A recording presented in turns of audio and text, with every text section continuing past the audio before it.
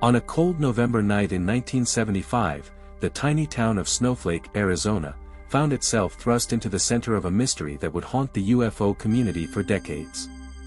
At its heart was a young logger named Travis Walton, who vanished without a trace after approaching a strange, glowing craft in the forest. To some, Walton's story remains one of the strongest pieces of evidence for alien abduction. To others, it is a calculated hoax, born from desperation and deceit. Tonight, we uncover not just the alleged abduction, but the contradictions that split ufology in two. It began like any other day of grueling labor. 7 men, chainsaws in hand, thinning trees under contract from the U.S. Forest Service. As twilight fell, the crew, led by Mike Rogers, piled into a battered pickup truck and began the long drive home. Then they saw it. A piercing glow, cutting through the black veil of pines. At first, they thought it was fire, but fire doesn't hang silently in midair. Through a clearing, the men found themselves face to face with a hovering disc, metallic, radiant, and otherworldly. Against the desperate warnings of his friends, Travis Walton leapt from the truck. Compelled by reckless curiosity, he edged closer, and closer. What followed was terror. A thunderous crack, a blinding beam of blue-green light. Walton's body was lifted into the air and smashed to the ground with the violence of electrocution. Then, silence. The loggers bolted into the night. When the men finally skidded into town, their faces were pale, their words frantic.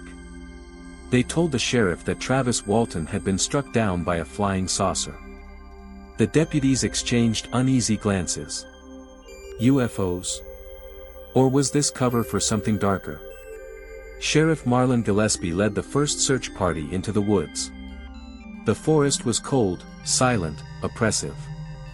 No sign of Travis, no scorch marks, no evidence, nothing but the terrified accounts of 6 loggers who refused to change their story, not even under the weight of suspicion.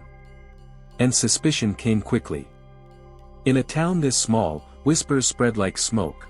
Maybe the men had killed Walton in a fight gone wrong, maybe his body was buried beneath the pines. The extraordinary claim, that he'd been taken by something unearthly, was far harder to believe than murder. By dawn, more than 50 volunteers scoured the forest. Still, no Travis Walton. As the hours stretched into days, public sympathy curdled into doubt. Police pressure mounted. If Travis Walton was alive, where was he? If he was dead, what were these men hiding? In desperation, investigators turned to the ultimate test, the polygraph.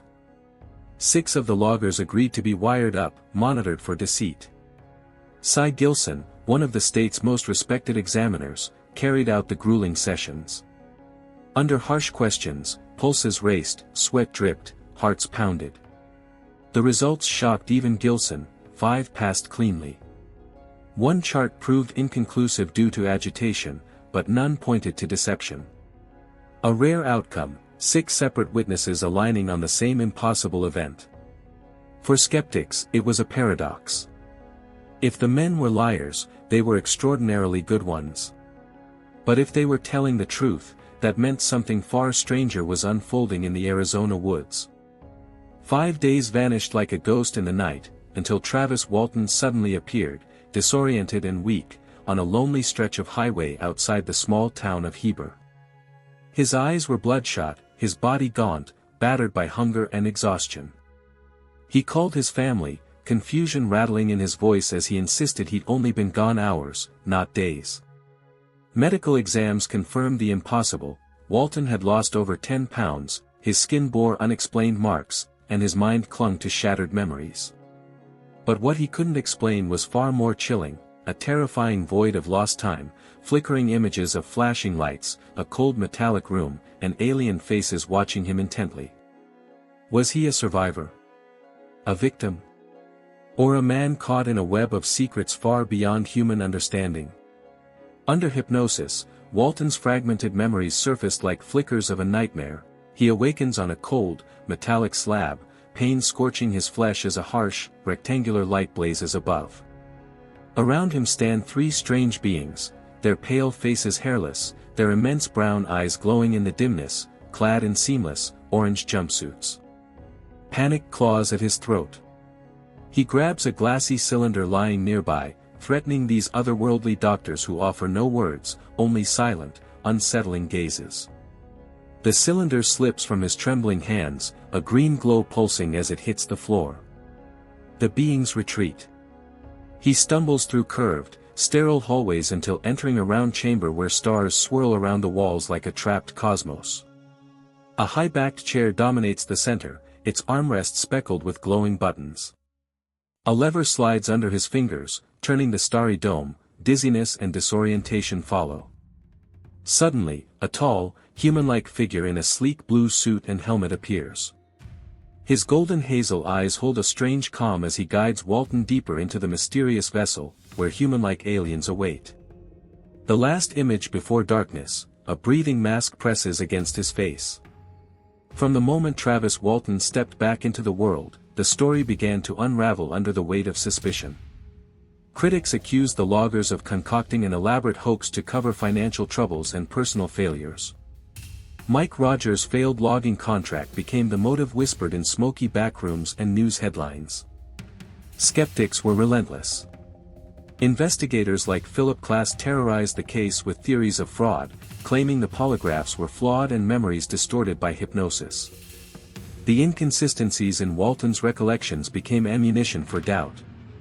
Was this a carefully fabricated myth designed to exploit the UFO craze? But defenders pointed to the unbroken testimonies of 7 men, subjected to mounting stress and public scorn, yet unwavering in their claims. And then there were the puzzling physical signs: trees near the site growing at supernatural rates, soil laced with unusual chemicals, and lingering radiation levels too high to ignore. This was no simple tale of abduction.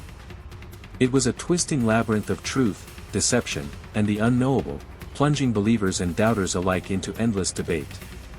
The media frenzy was brutal. Walton transformed from victim to spectacle, hounded by reporters hungry for the next headline. His book The Walton Experience became a cult classic, later adapted into the Hollywood film Fire in the Sky, a movie that twisted and darkened his true story into gut-wrenching horror, stirring outrage and fascination worldwide. Yet Walton resisted the fame, often retreating from the spotlight, haunted by a story that brought him no peace.